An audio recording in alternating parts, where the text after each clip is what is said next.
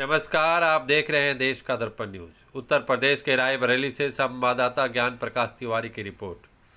भारी बारिश के बीच डिप्टी सीएम केशव प्रसाद मौर्य पहुंचे रायबरेली।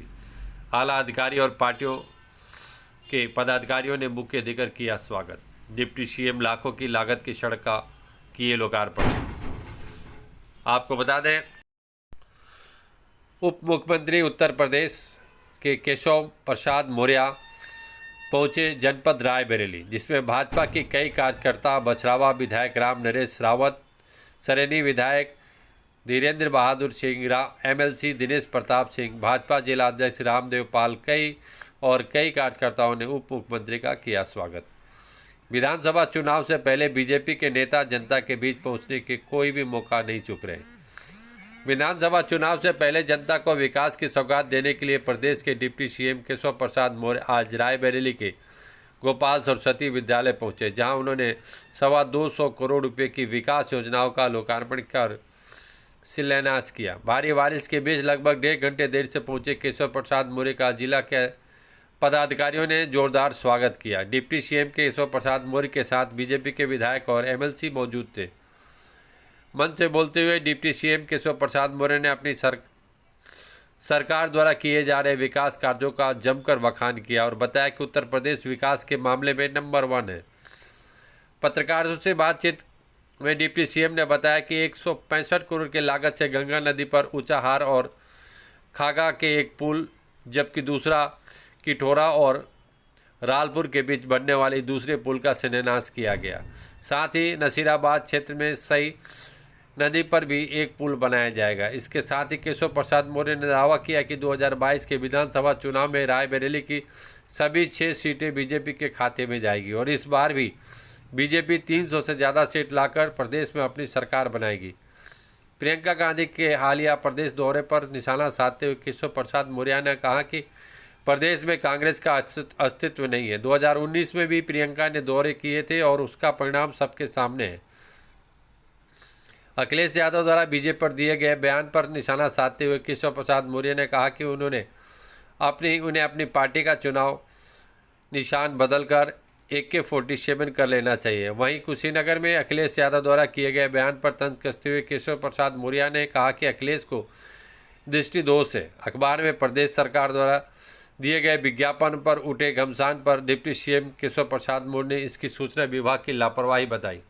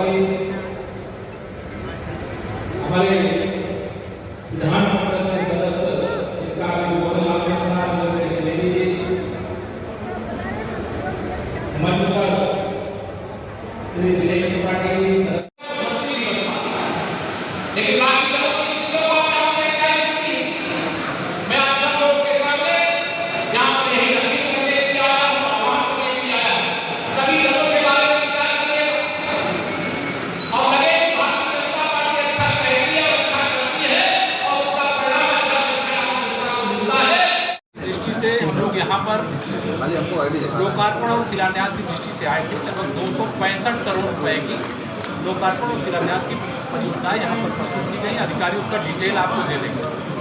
2 पुल, एक धागा नौबस्ता घाट होता है गंगा जी पर, जो ला करके ऊंचाहार आपको पहुँचाने का काम करेंगे, या ऊंचाहार से आपको फतेहपुर धागा होते हुए ले जाने का काम।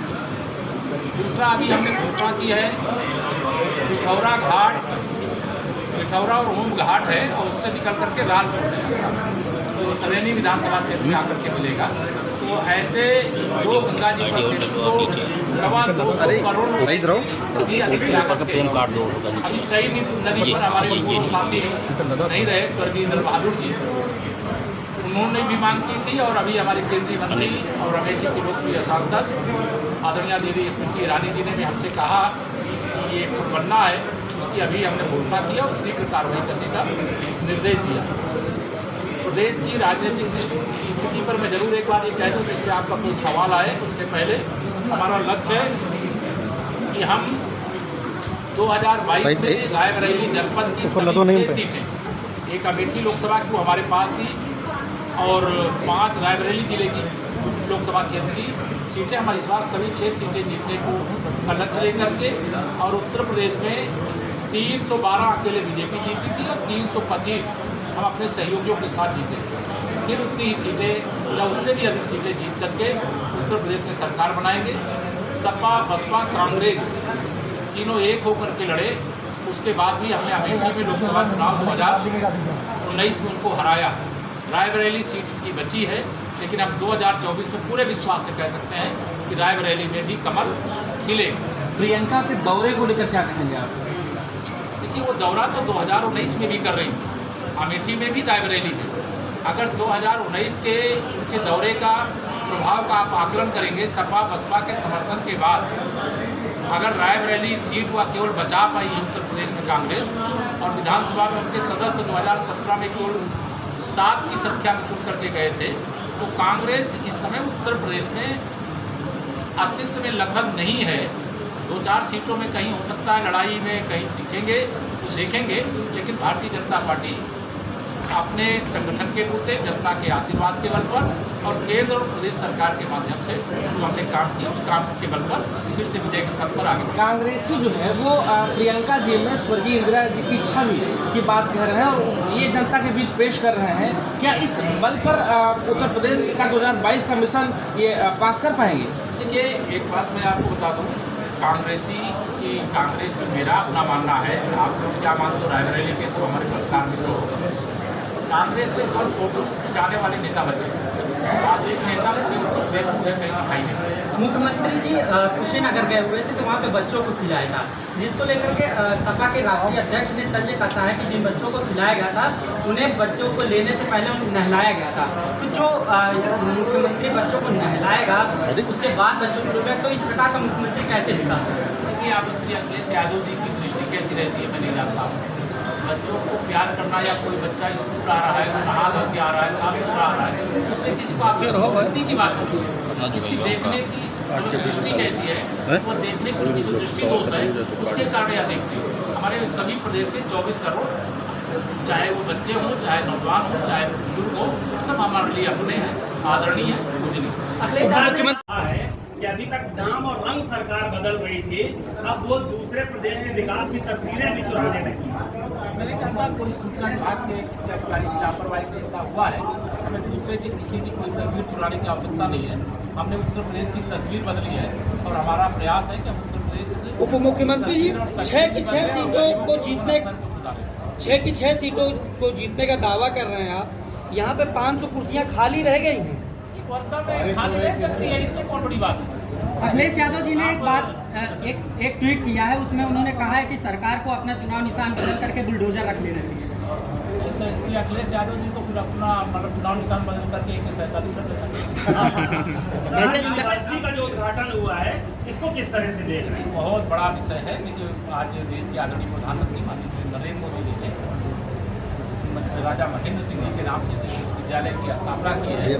राजा महेंद्र प्रताप सिंह जी बहुत बड़े राष्ट्रभक्त और इस देश की आज़ादी में सब बहुत बड़ा योगदान प्रदान करने वाले ऐसे महापुरुषों को हैं, उनको मैं नमन करता हूँ और उनके नाम से विश्वविद्यालय की स्थापना होना यह हर देशभक्त का और हर संगठन का।